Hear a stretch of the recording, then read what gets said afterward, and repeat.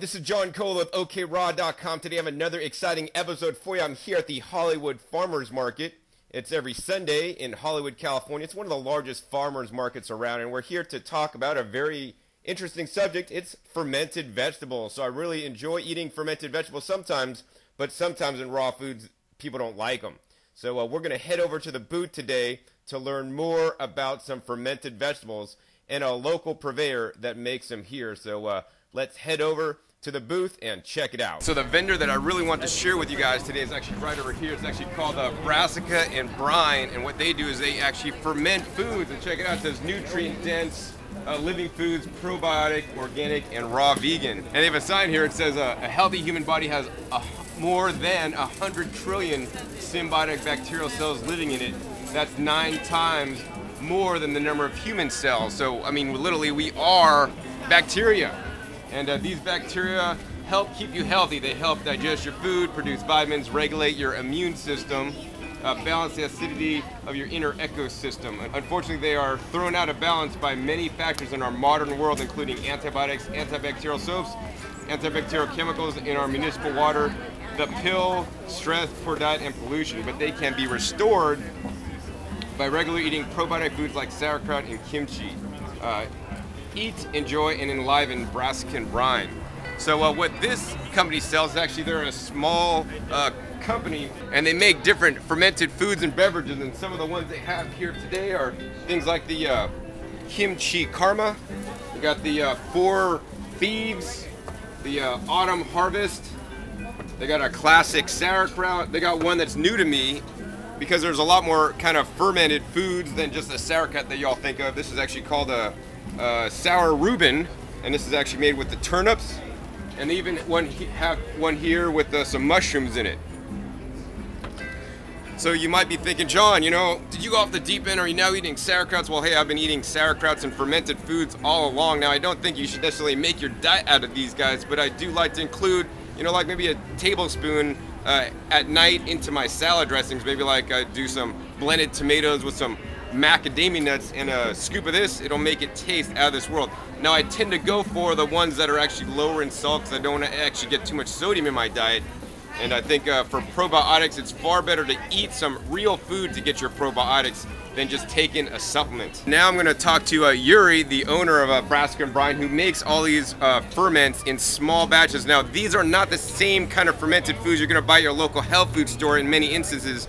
Many instances, you know, the sauerkrauts you buy on the store, especially if they're not in the fridge section, but even if they are, you know, they may be heat processed, and when you heat process your foods, you're going to lose all the enzymes and all the probiotics in them. So I just have a few questions for Yuri today. And Yuri, why are probiotic foods such as this so beneficial for people? They're so beneficial first because of the billions of microorganisms that you're getting in your fermented foods. So those are lactic acid bacteria that are naturally native to the human digestive tract. We start to receive them from mother's milk. They start to build the digestive tract and immune system in babies the time you're born, and then there's a lot of things in our environment today that sort of flush out and kill these beneficial bacteria in our guts. Things like chlorinated tap water, or drugs and alcohol, or caffeine, or if you've ever taken antibiotics to get rid of some cold, those antibiotics are also killing the beneficial probiotic bacteria that are in your gut. So these types of foods restore a sense of balance of acidity and alkalinity in your gut. They help you break down and digest foods. They help manage your immune system and metabolism. So another question I have is actually, you know, why are your products better than maybe some of the other products in the stores? Like yours is what's called a wild ferment, right? Like what's the difference between a wild ferment and maybe like a laboratory made ferment? So this method is called wild fermentation. It's the same method of fermentation that's been used since before recorded history. It's the same method that, you know, a lot of people come by here and they tell me, oh, my grandmother used to make sauerkraut. This is the exact same type of fermentation method that people have been using for thousands of years, compared to some other sauerkrauts today that are either using laboratory culture, a laboratory culture to ferment their sauerkrauts, or like like you mentioned, John, they're pasteurizing their sauerkraut, so it doesn't even have the probiotics in it. This is the same when you look at the history of fermented foods and see how people benefited from them for thousands of years. This is what they were eating. This is what was soothing their digestive tracts, making them feel better. They were using these natural cultures that occur on cabbages or on the skins of any healthy, especially organic fruits and vegetables.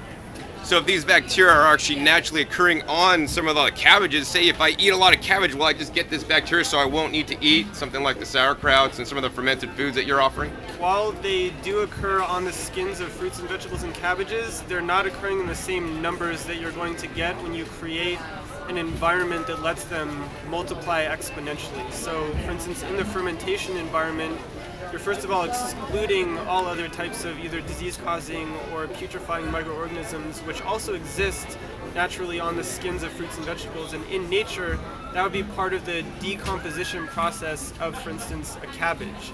That all of those microbes are going to start metabolizing sugars and starches and breaking it down back into the soil. But when you create an anaerobic environment where the lactic acid bacteria can multiply, they're going to be creating lactic acid as one of their main byproducts, which is lowering the acidity, which encourages more lactic acid bacteria to grow.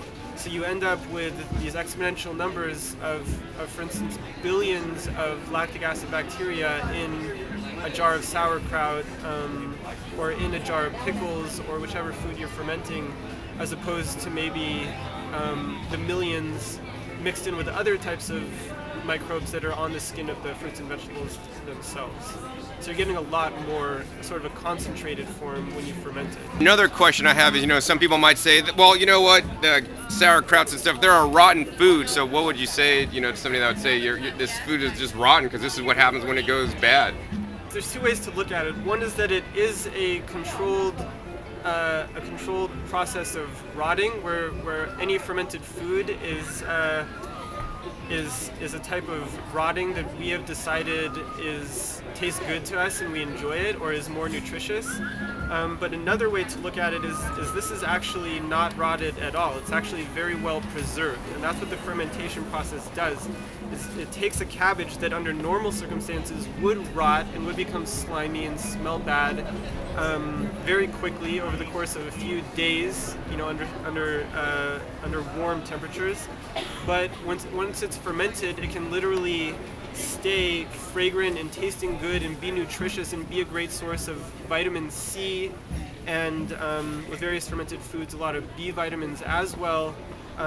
For the course of years. You're going from a few days from a freshly harvested cabbage to years for a fermented cabbage or other fermented vegetables.